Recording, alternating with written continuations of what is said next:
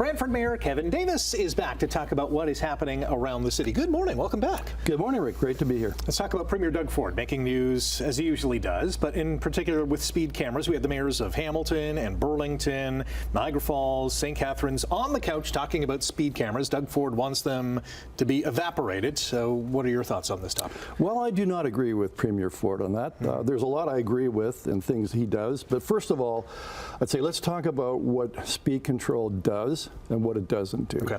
You know, what it does do, all the studies have shown it does reduce speeding across the community, not just where you're putting the speed cameras. That's shown again and again. What does that do? It means traffic's going slower. It means fewer accidents. It means fewer injuries, fewer deaths. What is wrong with that? Right. Because that is the #1 complaint that I receive when I canvass. Again and again, I hear that. That's the #1 topic, speeding. And let's talk about what it isn't. It is not a tax grab. The money goes towards supporting the admin system behind the cameras. It's a large bureaucratic system to administer it. And then any excess monies, that goes to pay for things like speed bumps, speed control measures in parts of your city where you can't put speed control cameras. So my advice to Premier Ford would be this program, I think, is generally popular. And the timing of what you're doing after 19 cameras taken down in Toronto, it looks like you're reacting to vigilantism. Right.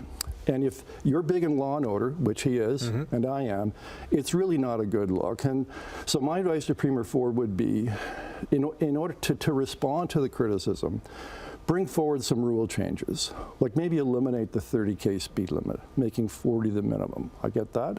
And also making sure that where you have a speed control camera, there's lots of signs warning residents where it is. And also maybe your first offense, you get a warning, right? And because the reality is most municipalities don't issue tickets unless you're doing 10K plus one. Yeah. All right? And can I make a confession? Rick? Yes, certainly. I'll make a confession. At one time, I was a speeder. I think we're all in that boat at one point in time. Now, before I became mayor, because once I became mayor, that was speed control for me. but I can remember, you know, speeding to appointments, and you're tense, you're anxious, you're watching out for the vehicles that are going slower, you're looking for police. It's a stressful exercise. Since I've been driving at the speed limit, I got to tell you, it's calming.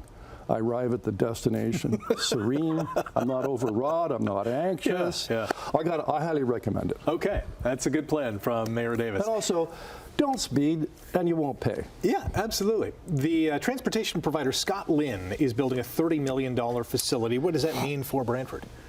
Well, first of all, Scott Biddle, his business has grown into, you know, he straddles North America with specializing now in logistics. Started in Norfolk in produce, right?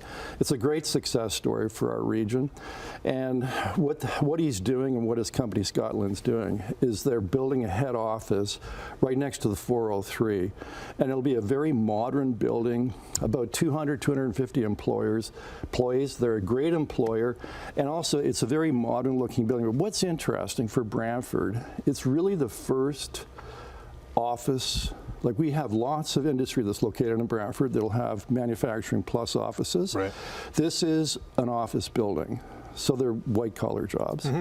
And, I mean, that's been an issue in Brantford over the last 20, 30 years, that we want to diversify our employment base. And I think this is the first step to doing that. We got about 30 seconds. Waste Discovery Day is coming up. When is it and what is it?